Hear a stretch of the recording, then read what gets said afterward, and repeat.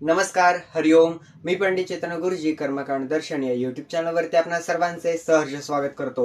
आजचा आपला विषय व्हिडिओ आहे की येणाऱ्या 17 ऑगस्ट 2026 रोजी जे पण काही नागपंचमी आहे त्या नागपंचमीला आपल्याला काय काय करायचं आहे, काय करायचं नाहीये, धनप्राप्तीसाठीचे महा उपाय आणि आपल्या शत्रूंचा नाश व्हावा, आपल्या कुंडलीतून शत्रुयोग निघून जावा, आपल्या कुंडलीत जर का काळसर्पयोग असेल किंवा अपमृत्यू असेल म्हणजेच की मध्यंतरीच तुमचा जो काही मृत्यू लिहिलेला असेल तो निघून जावा, याकरताचे भरपूर असे उपाय आपल्याला या व्हिडिओमध्ये पाहायला मिळणार आहे. त्यामुळे व्हिडिओ शेवटपर्यंत नक्की पहा आणि चॅनलला सबस्क्राईब करायला व व्हिडिओला लाईक करायला विसरू नका.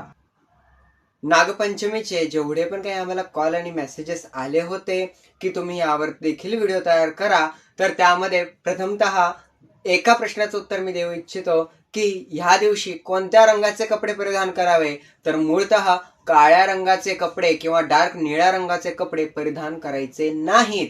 तर तुम्हाला कोणत्या रंगाचे कपडे परिधान करायचे आहेत? नागपंचमीच्या दिवशी तुम्हाला परिधान करायचे पांढऱ्या रंगाचे कपडे, पिवळ्या रंगाचे कपडे व हिरव्या रंगाचे कपडे. आणि हे जे कपडे आहेत हे परिधान करूनच तुम्हाला संपूर्ण नागपंचमीची पूजा, व्रत, उपवास करायचे आहेत, लक्षात ठेवा. त्यानंतर या पूजेमध्ये ज्या वेळेला तुम्ही पूजेला जाल, ज्या पण काही स्त्री मंडळी आहेत त्यांनी लक्षात ठेवायचं की जे पण काही जिवंत नाग आहेत त्यांच्या तोंडामध्ये दूध ओतणे किंवा त्यांना बळजबरीने दूध पाजायला देणे, त्या व्यतिरिक्त त्यांच्यावरती दूध ओतणे इत्यादी क्रिया करायच्या नाहीत. कारण का ते जिवंत नाग आहेत, असंही होऊ शकतं की ते तुमच्यावरती हल्ला करतील. त्यामुळे जिवंत नागाच्या जवळ जाऊच नका, त्यांच्यापासनं लांब राहावा. जे पण काही वारुळ आहे त्या वारुळाचं पूजन करा, तिथेच जे पण काही नैवेद्य वगैरे आहे ते दाखवा. किंवा सर्वात सोपा आणि शास्त्रोक्त मार्ग असा की घरामध्ये चांदीचा नाग किंवा मातीचा नाग तयार करा किंवा तो बाहेरनं आणा आणि त्याची लाह्या व दूध यांनी पूजा करा, त्यांना त्याचा नैवेद्य दाखवा. कारण का नागदेवतेला लाह्या व दूध यांचा नैवेद्य अतिशय प्रिय आहे. त्याच पद्धतीने महाराष्ट्राच्या काही भागांमध्ये काही परंपरा आहेत, जसं की या नागपंचमीला ह्याच काही तर संपूर्ण नागपंचमी जेवढ्या पण येतात त्या नागपंचमींना जे पण काही तांदूळ असतात ते शिजवत नाहीत, म्हणजे भात खात नाहीत, डाळ खात नाहीत, तवा तापवत नाहीत, उकडलेलंच अन्न हे ते प्राशन करतात. तर हे जेवढं पण काही व्रत आहे हे काही परंपरागत आलेलं आहे, याला शास्त्रीय आधार नाही. त्याच्यामुळे जर का ते परंपरेनं तुमच्या घरामध्ये चालू झालेलं आहे किंवा आलेलं आहे तर ते काही कारणास्तव असणार आहे, म्हणून त्याचं पालन तुम्ही नक्की करा. पण याला कोणताही शास्त्रीय पुरावा किंवा अजून तरी कोणत्याही प्रकारे शास्त्र मार्ग भेटलेला नाही. तुम्ही नागपंचमीला जेवढे पण काही उपाय करणार आहात त्या उपायांमध्ये तुम्हाला पहिले उपाय देतो तुमच्या शत्रूंच्या नाशाकरता. तर शत्रूंचा नाश व्हावा ह्याकरता जेवढे पण काही आपले नागदेवता आहेत त्या नागदेवतेला प्रथमतः तर तुम्ही मोहरीच्या तेलाचा दिवा अर्पण करा. तो दिवा मातीचा असावा, जर का मातीची पंती भेटली तरी देखील चालेल. त्यानंतर नागदेवतेला काळे चणे म्हणजेच की काळे फुटाणे यांचा नैवेद्य दाखवा, तुमच्या कुंडलीतून शत्रुयोग नाहीसा नक्की होईल.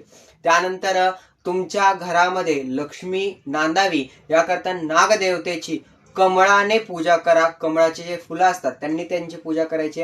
कारण का लक्षात ठेवायचं की नाग हे भूमंडळाच्या खाली म्हणजेच पाताळ लोकामध्ये राहतात आणि पाताळ लोकामध्ये अनेको प्रकारचे रत्न आहेत, अनेको प्रकारचे सुवर्ण, चांदी, खनिज आहेत, त्याचं संरक्षण तेच करतात. आणि त्यांच्याकडनं ते प्राप्त करून घ्यायचं असेल तर त्यांना देखील काहीतरी द्यायचं आपल्याला भाग आहे. तर तुम्ही कमळाचे फुलं त्यांना अर्पण करू शकता. जर का तुमच्याकडे रत्न असतील तर त्या रत्नांनी त्यांची पूजा करा. सुवर्ण म्हणजे सोनं असेल तर सोन्याचा एखादा छोटासा तुकडा किंवा पत्रा त्यांना तिथं अर्पण करायचा आहे. त्यांना सांगायचं आहे की देवा आम्हाला अशा अशा प्रकारे धन मिळू देत. नवनाग स्तोत्र. नवनाग स्तोत्राचा महिमा असा की कोणत्याही प्रकारचा चोरभय, विषभय तुम्हाला राहत नाही. तुमच्या घरामध्ये धनधान्य विपुल होतं, तुमच्या घरामध्ये लक्ष्मीला यायला रस्ता मिळतो. त्याच पद्धतीने तुम्हाला शत्रुभय देखील राहत नाही. आणि तुमच्या कुंडलीमध्ये जर का कोणत्याही प्रकारे काळसर्पयोग किंवा मृत्यूयोग आलेला असेल तर तो देखील शमतो किंवा कमी होतो. त्या कारणास्तव या नागपंचमीला नक्की नवनाग स्तोत्र पठण किंवा श्रवण करा.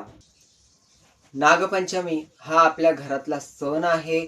या कारणाने या दिवशी कोणत्याही प्रकारे घरामध्ये वादविवाद करणे किंवा कोणत्याही प्रकारे आरडाओरडा करणे, मारहाण करणे, कोणत्याही प्रकारचं कर्ज घेणे किंवा कर्ज परतफेड करणे, पैसे घेणे, पैसे देणे इत्यादी कर्म करायचे नाहीत.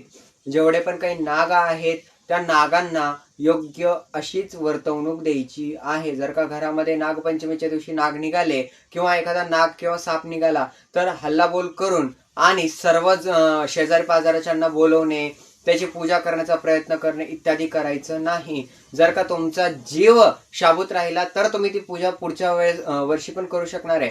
त्याच्यामुळे लक्षात ठेवायचं की चुकूनही त्या नागाच्या किंवा सर्पाच्या जवळ जायचं नाही. दुरूनच जे पण काय आहे तुमचं प्रार्थना असेल ती ते नाग ऐकू शकतात, ते नाग श्रवण करणारच आहेत. सर्वच नाग तुमचे मनोकामना पूर्ण करतील असे नाहीत. जर का योगायोगाने नाग वगैरे निघालाच तर त्यांना मारायचं नाहीये, सर्पमित्रांना बोलवायचं आणि त्या सर्पमित्रांना बोलवून आणि ते नाग किंवा जो काही साप आहे त्यांना तिथनं जाऊ द्यायचं आहे. लक्षात ठेवा की या काळामध्ये कोणीही जमीन खंदायची नाहीये, रोप उपटायचे नाहीयेत किंवा कोणत्याही प्रकारे गवत वगैरे काढायचं नाहीये. चुकून हुकून त्या ठिकाणी नाग किंवा सर्प आढळले आणि त्यांचा दंश तुम्हाला झाला तर तुम्ही तुमच्या फॅमिलीचे किंवा तुमच्या परिवारातले एकुलते एक देखील असण्याची शक्यता आहे. त्यामुळे पुढच्या नागपंचमीला आपण सर्वजण पुन्हा अशाच रीतीने भेटणार आहोत. सर्वांना नागपंचमीच्या कर्मकांड दर्शन करून खूप खूप शुभेच्छा. नागदेवतेची सेफली पूजा करायची आहे, सर्वांनी सेफ राहायचं आहे. या ठिकाणी जर का तुम्हाला हा व्हिडिओ आवडला असेल तर चॅनलला सबस्क्राईब करा, लाईक करा, बेल आयकॉन क्लिक करायला विसरायचं नाहीये. पुन्हा असाच एखादा व्हिडिओ घेऊन भेटू. तोपर्यंत हरिओम.